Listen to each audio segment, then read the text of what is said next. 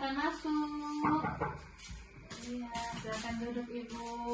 Sebelum masuk ya, boleh. Nama kita, namanya siapa? Saya Ibu Warni. Ibu Warni ya. Oke, saya Dona, lagi dari Puskesmas. Kalian tadi Ibu siapa? Ibu Warna. Warna. Oke, warna-warni jadinya ya. Oke, berarti oh ini kakaknya. Oke, boleh nih TMS-nya. Oh, ini masalahnya apa ini? Tadi saya sebelumnya di poli dokter umum. Ada saya kan mencari kedua hari ini kan ya Bu. Terus dilihat gizinya. Loh, kok berat badannya lebih rendah daripada waktu lahir gitu. Disuruhlah ke Bu Dona kali gizi. Oke. Anaknya masih ASI? Mas, Ada susu campur? ada sih Bu. Ada. SGM Bu. SGM ya. Oke. Kalau makan lain misalnya bubur nasi atau pisang atau apa kali itu belum ya, berarti hanya susu botol aja ya. Oke, boleh tahu anaknya minum ASI berapa kali sehari dikasih? Itu kayaknya pagi 3, malam 3 kali lah. Kalau susu botolnya Ya sehari itu ada 3 kali. 3 kali. Ada itu nggak kira-kira ngasihnya per berapa jam gitu? Nggak ada sih. Saya ngeliat kalau anak saya lapar atau rela haus itu saya kasih. Nah gitu. Kalau susu botolnya satu kali kasih berapa banyak? Ada 1 botol kecil itu Bu. Satu botol kecil. Itu berapa sendok? 1 sendok. 1 sendok kasihnya. Oke. Itu cara bikinnya gimana? Susu dulu baru air atau air dulu baru susu? Susu dulu. Susu dulu baru air. Terus kalau udah selesai diminum, botol susunya dicuci gimana? Saya cuci seperti biasa pakai sunlight Bu. Pakai sunlight. Oke, sebut merek ya Bu ya. Nggak apa-apa. Terus kalau susu sekali dibuat itu langsung dihabisin atau dibiarin berapa jam? Setelah berapa jam dikasih lagi atau gimana? Langsung habis Ya. Oke, berarti saya rekap nih. Ibu cuma kasih asinya 3 kali pagi, 3 kali sore, malam. Baru 3 susu formula 3 kali siang. Jadi totalnya ada 9 nih kan. Nah, dari situ kita bisa tarik kesimpulan kenapa berat badan anak ibu kurang. Harusnya pemberian ASI atau susu formula itu per 2 jam. Satu hari kan ada 24 jam kan ya. Berarti kalau per 2 jam harusnya dalam 1 hari itu minimal 12 kali kasih gitu. Nah ini kan cuma 9 kali kasih. Berarti dari situ jelas kurang gitu. Apalagi ibu tidak pernah menghitung kan per berapa jam dikasihnya kan. Baru yang kedua. Kurang apa karena ini ya? Kata kakak kalau ada saya kan udah mencret nih. Katanya disuruh setengah katanya. Ya setengah aja Bu. Kata ini kan Mbak, kalau dia mencret berarti kental kali susu formulanya. Gitu. Sebenarnya kalau anak mencret itu bukan karena itu juga. Pertama, lihat dulu hygiene sanitasi botol susunya, cara kebersihan botol susunya. Tadi kan ibu cuma bilang nyuci kayak biasa, pakai sunlight lagi kan, bukan sabun cuci botol bayi kan. Dari situ aja kita sudah salah. Salahnya di mana? Harusnya kalau itu botol bayi yang anak minum susu botol itu harusnya setelah dicuci pakai sabun cuci botol bayi direndam pakai air panas gitu. Jadi jangan langsung di atas kompor. Kalau di atas kompor nanti meleleh ke botol susunya tuh. Nah, jadi panasin dulu air sampai mendidih. Sudah mendidih baru tuang ke dalam botol. Jadi botolnya direndam gitu Bu, gitu. Ya paling lama 30 menit aja seperti itu. Tapi kan ibu bilang cara mencucinya kayak nyuci piring biasa, kan itu sudah salah gitu. Kan kasih susunya juga pakai air panas Bu. Itu juga salah. Harusnya cara buat susunya itu kalau ibu 30 ml sedikit air panas tambah air biasa sampai di batas 30 ml baru tuangin susunya gitu. Tadi ibu bilang kan kasih susu dulu baru air. Nah itu salah, wajar kekentelan. Karena susu dulu baru air kan, harusnya air dulu, air panas campur air biasa sampai 30 ml baru susu 1 sendok. Itu yang sebenarnya. Dari cara pencucian botol salah, cara pembuatan susu salah. Atau mungkin ini kan masih 1 bulan 2 bulan kan anaknya kan gak cocok minum susu memang gitu, makanya dia diare. Makanya untuk anak usia 0 sampai 6 bulan disarankan ASI gitu. Ibu kenapa ASI? Nanti kurang ya, soalnya kan anak saya sering nangis Bu. Dan saya takutnya kalau susu saya aja tuh gak cukup, karena anak kecil gak bisa ngomong. Siapa bilang anak nangis gara-gara ASI gak cukup? Bisa jadi anak nangis bukan karena ASI-nya gak cukup.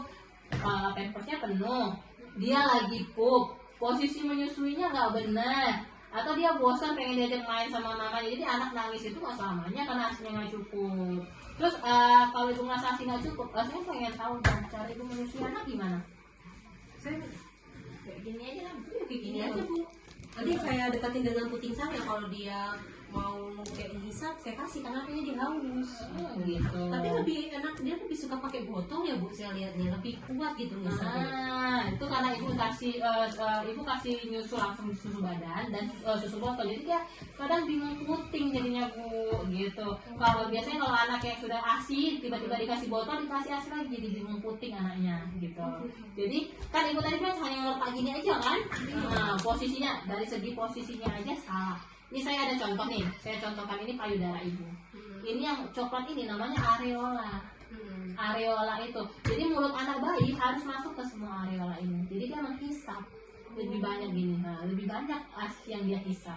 Jangan di puting susunya ini, karena kalau dia hanya menghisap nempel di puting susu, dia hanya menghisap sedikit aja, nggak akan maksimal. Jadi bukan karena ASI ibu tidak cukup, karena posisi menyusuinya salah, sehingga ASI yang dia hisap tidak maksimal. Tapi coba ibu mulutnya terbuka, areola masuk ke dalam mulutnya semua, jadi dia hisap penuh, jadi maksimal. Terus cara pemberian ASI, jangan anak melepas isapan dari payudara, berarti anak berarti anak kenyang, bukan.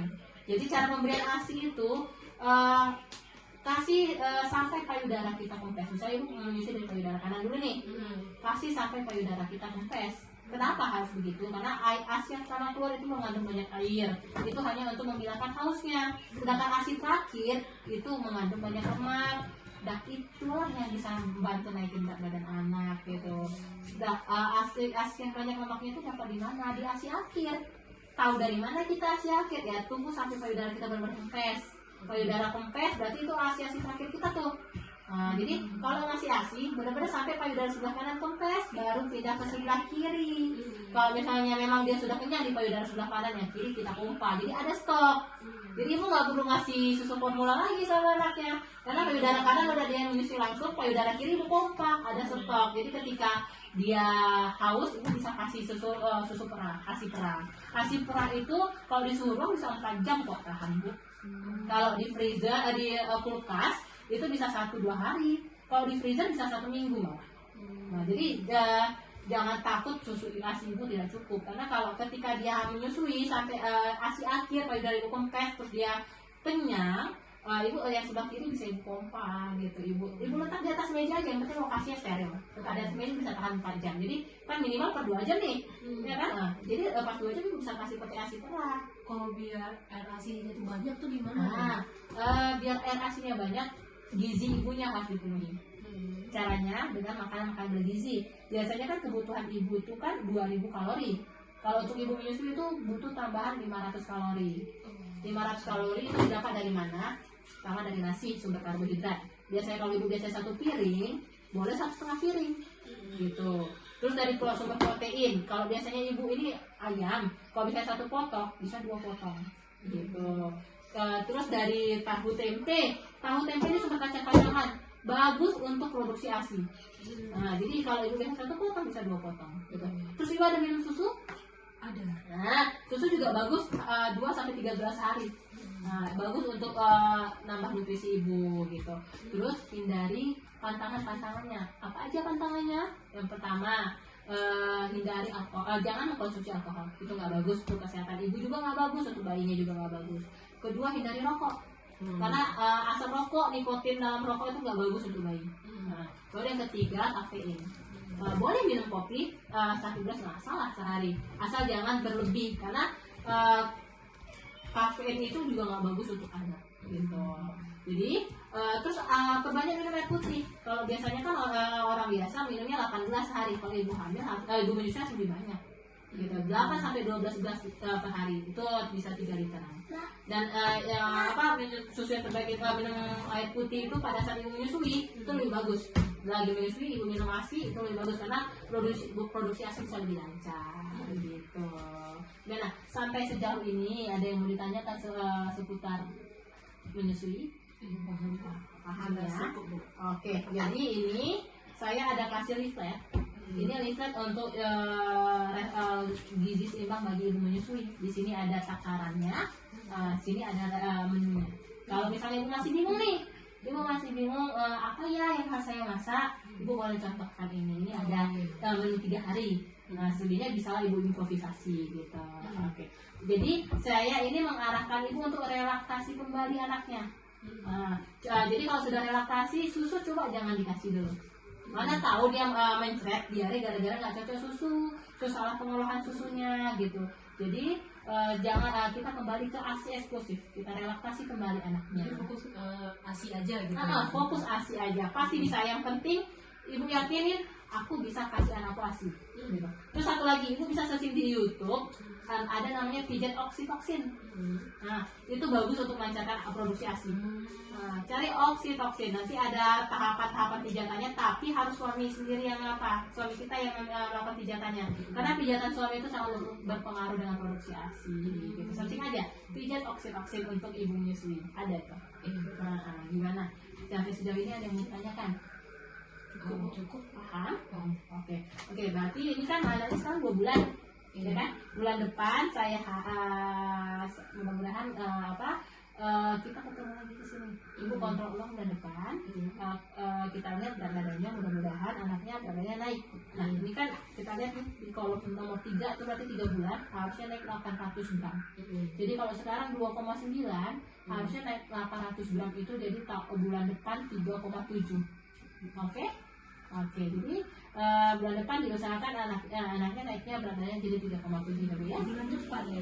1 bulan. Pasti bisa. Yang penting ibu yakin ibu bisa ASI kembali pasti. Oke. Terus saya sarankan juga untuk posyandu ya. Biar selalu terpantau tumbuh kembang anaknya. Ada pertanyaan lagi? Oke, kita coba relaksasi kembali ya. Jangan bawa susu botol lagi biar anaknya nggak diare. Oke. Makasih ya. Terima kasih. Hati-hati di jalan, selamat mengasihi.